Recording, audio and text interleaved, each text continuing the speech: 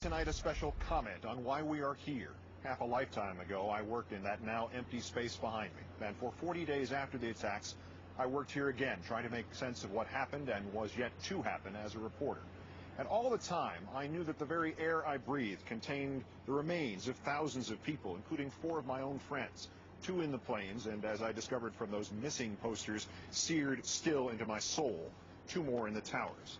And I knew as well that this was the pyre for hundreds of New York policemen and firemen, of whom my family can claim half a dozen or more as our ancestors.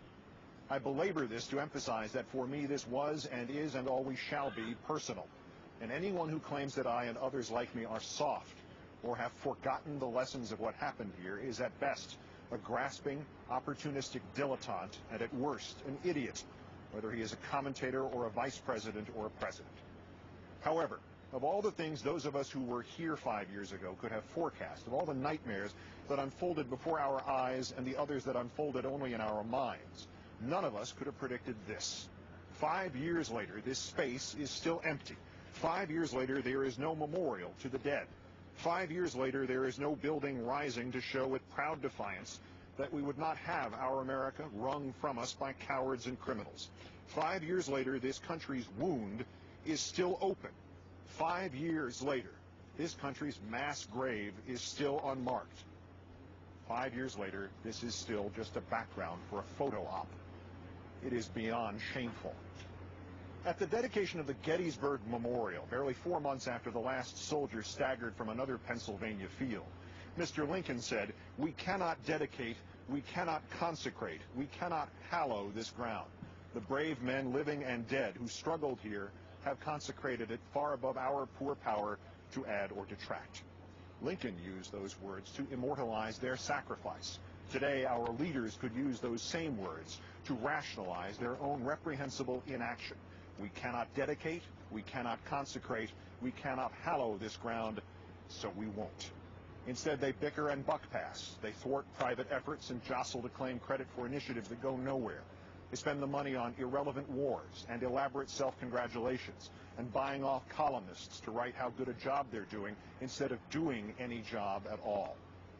5 years later, Mr. Bush, we are still fighting the terrorists on these streets, and look carefully, sir, on these 16 empty acres, the terrorists are clearly still winning. And in a crime against every victim here and every patriotic sentiment you mouthed but did not enact, you have done nothing about it.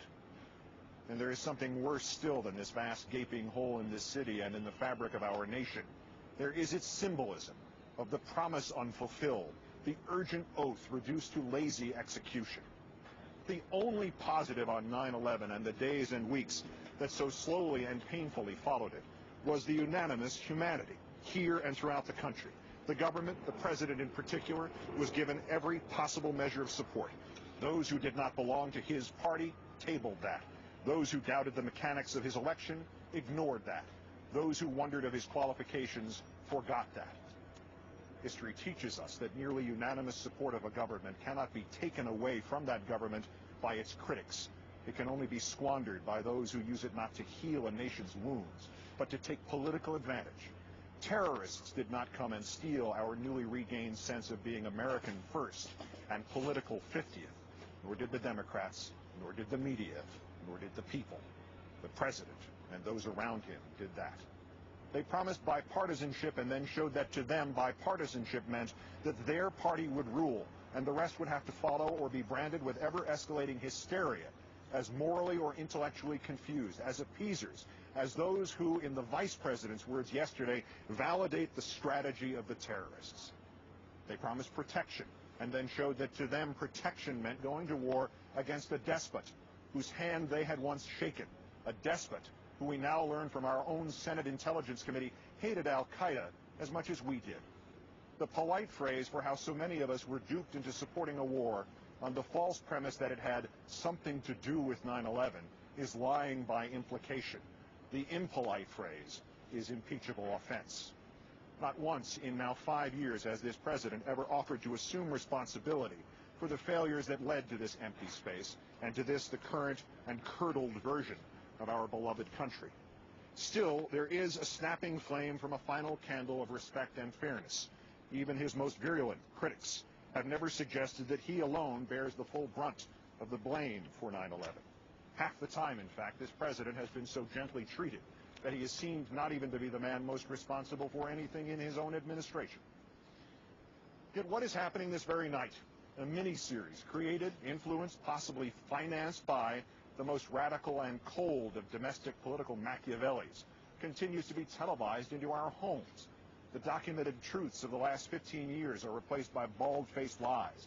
The talking points of the current regime parroted, the whole sorry story blurred by spin to make the party out of office seem vacillating and impotent, and the party in office seem like the only option. How dare you, Mr. President, after taking cynical advantage of the unanimity and love and transmuting both into fraudulent war and needless death, after monstrously transforming it into fear and suspicion and turning that fear into the campaign slogan of 3 elections, how dare you or those around you ever spin 9/11? Just as the terrorists have succeeded, are still succeeding as long as there is no memorial and no construction here at Ground Zero, so too have they succeeded and are still succeeding as long as this government uses 9/11 as a wedge to pit Americans against Americans. This is an odd point to cite a television program, especially one from March of 1960, but as Disney's continuing sellout of the truth and of this country suggests, even television programs can be powerful things. And long ago, a series called The Twilight Zone broadcast a riveting episode entitled "The Monsters Are Due on Maple Street." In brief, a meteor sparks rumors of an invasion by extraterrestrials disguised as humans. The electricity goes out. A neighbor pleads for calm. Suddenly his car and only his car starts. Someone suggests he must be the alien. Then another man's lights go on. As charges and suspicion and panic overtake the street, guns are inevitably produced. An alien is shot. But then he turns out to be just another neighbor returning from having gone for help. The camera pulls back to a nearby hill where 2 extraterrestrials are seen, finally, manipulating a small device that can jam electricity. The veteran tells his novice that there is no need to actually attack, that you just turn off a few of the human machines, and then they pick the most dangerous enemy they can find, and it is themselves. And then in perhaps his finest piece of writing, Rod Serling sums it up with words of remarkable prescience, given where we find ourselves tonight. The tools of conquest, he said, do not necessarily come with bombs and explosions and fallout. There are weapons that are simply thoughts, attitudes, prejudices, to be found only in the minds of men. For the record, he said, prejudices can kill and suspicion can destroy, and a thoughtless, frightened search for a scapegoat has a fallout all its own for the children and the children yet unborn.